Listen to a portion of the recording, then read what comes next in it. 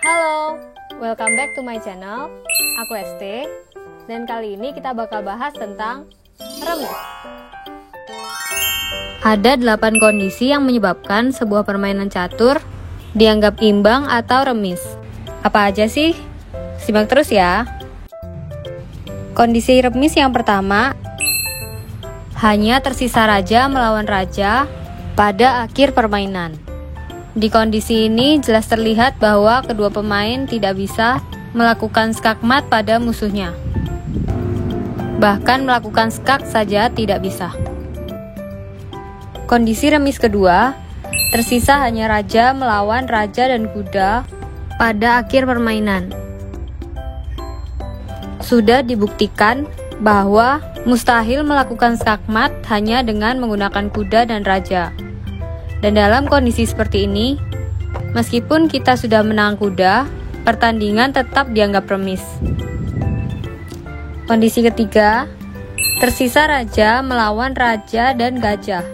Sama seperti sebelumnya, sudah dibuktikan juga bahwa raja dan gajah tidak bisa melakukan skakmat.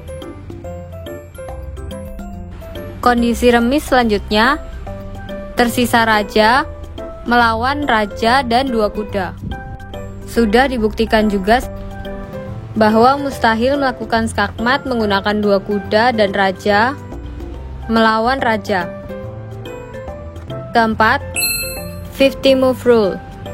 Tersisa hanya raja dan musuh tidak bisa melakukan skakmat dalam 50 langkah. Di sini contohnya, hitam dapat melakukan klaim remis. Tepat semenjak hanya tersisa rajanya saja pada papan, hitam berhak menghitung langkahnya hingga 50.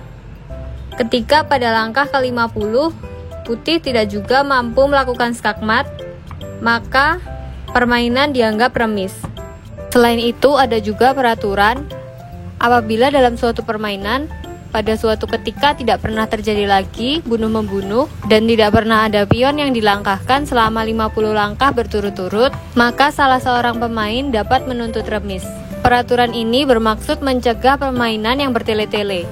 Dalam hal ini, setiap pemain perlu membuat notasi agar dapat membuktikan bahwa selama 50 langkah terus-menerus tidak pernah ada langkah pion. Untuk pemula, aku rasa nggak perlu memahami syarat yang ini. Yang perlu dipahami adalah syarat musuh tidak bisa melakukan skakmat pada langkah ke-50. Dalam hal ini, meskipun putih unggul banyak sekali pasukan, tetapi permainan tetap dianggap remis atau imbang. Yang selanjutnya, 3 steps repetition. Pemain bisa juga melakukan klaim remis apabila terjadi 3 kali langkah yang sama pada kedua pihak. Seperti ini contohnya, pemain putih takut kalah sehingga ia melakukan skak terus-menerus dengan cara yang sama kepada pemain hitam. Pemain putih sengaja mengejar remis. Pemain hitam terpaksa hanya bisa melangkah ke 2 petak itu saja. Dan meskipun menyakitkan bagi pemain hitam, tetapi permainan ini tetap dianggap remis. Dan sebenarnya remis tipe ini tidak perlu dilakukan berturut-turut. Pada struktur bangunan yang sama dan urutan langkah yang sama, ketika terjadi 3 kali maka bisa diklaim remis.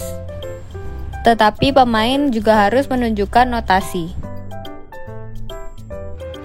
Selanjutnya, stalemate. Remis tipe ini terjadi ketika pada gilirannya salah satu pemain tidak bisa melakukan langkah apapun dan rajanya tidak dalam posisi skak. Alasan remis yang terakhir adalah kesepakatan. Hal ini bisa dikarenakan kedua pemain merasa sama kuat, kesulitan melakukan skakmat, remis secara sengaja, atau sudah saatnya pulang. Pada permainan skala master, sering terjadi remis karena kesepakatan, bahkan ketika permainan baru saja dimulai. Sekian tentang remis, thank you for watching.